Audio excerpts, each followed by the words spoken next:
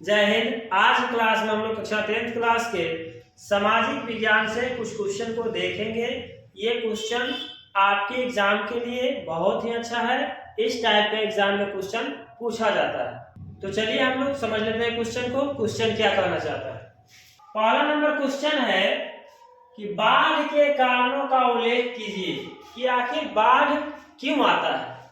और बाढ़ आता है तो आप तो जानते हैं कितना बड़ा विकराल रूप धारण करके आता है और कितना ज्यादा परेशान करता है यहाँ के जान माल को, और बहुत तरह के सब लोग घर से बेघर हो जाते हैं बाढ़ में। इसका उत्तर है कि भारी वर्षा, जल भंडारों तथा नियंत्रित ढांचों से पानी का रिसना। जब ज्यादा मात्रा में वर्षा होती है या जल भंडारित कहीं करके रखी, जैसे मान लीजिए हमारे राज्य का पड़ोसी एक देश है नेपाल, यहाँ से पानी जब छोड़ा जाता है तो उत्तर बिहार जो है पूरा बाढ़ से जो है ग्रसित हो जाता है। बांधों का टूट जाना, इतना ना पानी ज्यादा छोड़ता है कि बांध टूट जाते हैं, सड़कें टूट जाते हैं, रेल के पटरिये टूट जाते हैं। बर्फ तथा हिम का अधिक जो मात्रा में जो है ना पिघल जाना। कभी कभी जो है बर्फ का जो जमा रहता है, हम लोग एशिया महादेश में रहते हैं और वहाँ के जो मानसून के कारण यहाँ की स्थिति खराब हो जाती है। यही कारण है कि बाढ़ की स्थिति जो है पैदा होती है। सर्वप्रथम है कि भारी वर्षा में बारिश। दूसरा नंबर है कि जल जो भंडारित किया गया रहता है, जैसे मान लीजिए नेपाल देश है वो जल भंडारित करके रखती है। जब जल उसके भंडारित क्षमता से ज्यादा होता है तो छोड़ देता है। जल को जैसे ही छोड़ता है उत्तर बिहार में भारी तबाही मचती है, भूखमरी की स्थिति आ जाती है।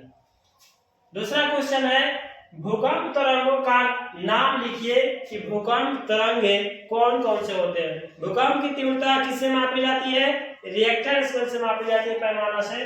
तो भूकंप तरंगों के नाम निम्न है। पहला नंबर है प्राथमिक तरंगे, द्वितीयक तरंगे, तीसरा है रैले तरंगे और चौथा है लौह तरंगे। ये सब भूकंप की तरंग है। तीसरा क्वेश्चन है कि प्रतिपूर्ति बाजार से आप क्या समझते हैं। प्रतिपूर्ति बाजार बेसिकली शेयर मार्केट पर डिपेंड करता है, ऑनलाइन मार्केटिंग है।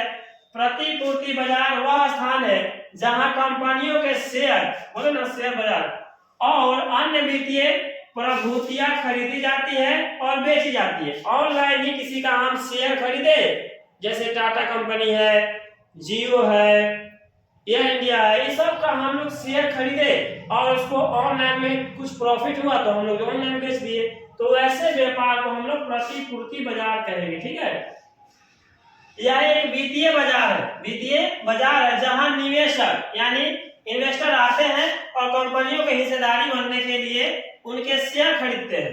क्या करते हैं? उसका शेयर, जैसे गूगल का शेयर खरीद लीजिए। क्षमता हो, अपने क्षमता के अनुसार चाहे जो भी हो शेयर बाजार में इन्वेस्ट करना चाहिए, लेकिन हाँ जानकारी होने के बाद। ऐसा नहीं कि आपका पैसा डूब जाए। और उन्हें बेचते हैं। प्रतिपूर्ति बाजार जो है निवेशकों को एक प्लेटफॉर्म यानी एप्लीकेशन से याद आया कि आपके इस एकेडमी के नाम से भी एप्लीकेशन आ गया है जो प्ले स्टोर पे अवेलेबल है।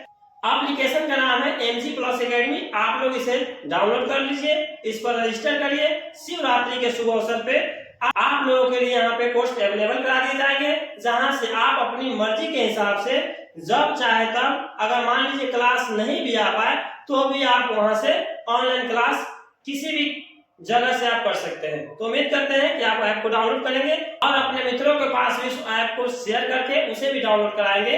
आप दोनों मिलकर साथ पढ़ेंगे। ठीक है, तो ये प्लेटफॉर्म प्रदान करता है जहां वे जोखिम के बदले लाभ प्राप्त करने के लिए पूंजी का निवेश करते हैं। किसका निवेश करते हैं? पूंजी का निवेश करते हैं।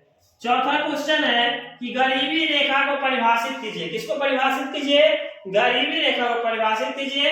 गरीबी रेखा को निर्धारित करने के लिए योजना आयोग के पदाध्यक्ष जो होते हैं प्रधानमंत्री होते हैं, और अभी भारत के योजना आयोग के पदाध्यक्ष जो है श्री नरेंद्र दामोदर दास मोदी जी है। वह योजना आयोग का गठन जो हुआ था 15 जनवरी 1950 को हुआ था, और इसी योजना आयोग को खत्म करके जनवरी 2015 में नीति आयोग की स्थापना की गई थी। इसके द्वारा सीमांकन किया गया है। गरीबी रेखा जो है कैलोरी मापदंड पर आधारित होता है। गरीबी रेखा किस पर आधारित होता है? तो कैलोरी मापदंड पर। ये कैलोरी क्या होता है? तो ग्रामीण क्षेत्रों में रहने वाले लोगों को कितना कैलोरी चाहिए ऊर्जा यानी एनर्जी 2400 कैलोरी और तथा शहरी क्षेत्रों में 2100 कैलोरी प्रति व्यक्ति प्रतिदिन निर्धारित किया गया है कि इतना ऊर्जा का खपत वो कर पाते हैं। अर्थशास्त्र में गरीबी की माप कि यह काल्पनिक रेखा है। काल्पनिक ये अनुमान लगाया गया है कि इतना कैलोरी ऊर्जा की खपत हो जाती है। इस रेखा से नीचे के लोगों को गरीबी रेखा के नीचे माना जाता है। इस रेखा के जो नीचे होते हैं उनको बीपीएल धारक कहा। बीपीएल कार्ड धारक यानी बीपीएल में किस श्रेणी में उनको रखा गया है और गरीबी रेखा के नीचे दर्शाया जाता है। उसे संक्षेप में हम लोग बीपीएल कहते हैं। बीपीएल में जिनका बहुत सारे लोगों का एपीएल बीपीएल में नाम होता है तो वो सब बीपीएल का फुल फॉर्म होता है बिलो पॉवर्टी लाइन यानी गरीबी रेखा के नीचे स्तर के व्यक्ति जो होते हैं वो बीपीएल में आते हैं। तो उम्मीद करते हैं प्यारे बच्चों की ये 4 क्वेश्चन जो हमने आपको समझाया इससे आप अच्छे से समझ पाए होंगे। अगर आप चाहते हैं पूरे क्लास को डिटेल से पढ़ना इस तरह के क्वेश्चन के अनुसार सिर्फ नहीं पूरे चैप्टर को डिटेल्स में आप अगर पढ़ना चाहते हैं तो इस संस्था के नाम से ही आपके लिए प्ले स्टोर पर एक एप्लीकेशन अवेलेबल कराया गया है। इसे आप डाउनलोड करिए एमजी प्लस एकेडमी को और इस पर रजिस्टर करिए, कोर्स परचेज कीजिए और अपनी पढ़ाई को जारी रखिए। तो उम्मीद करते हैं कि आप ऐसा जरूर करेंगे अगर आपको चैप्टर बाय चैप्टर पढ़ना है तो डियर स्टूडेंट्स उम्मीद करते हैं कि ये क्वेश्चन को आप अच्छे से समझ पाए होंगे और डिटेल्स में जानना चाहते हैं तो आप एप्लीकेशन को डाउनलोड कीजिए और वीडियो को ज्यादा से ज्यादा शेयर कीजिए, लाइक कीजिए, कमेंट कीजिए। तो डियर स्टूडेंट्स मिलते हैं फिर से एक नए वीडियो में, तब तक के लिए धन्यवाद। जय हिंद।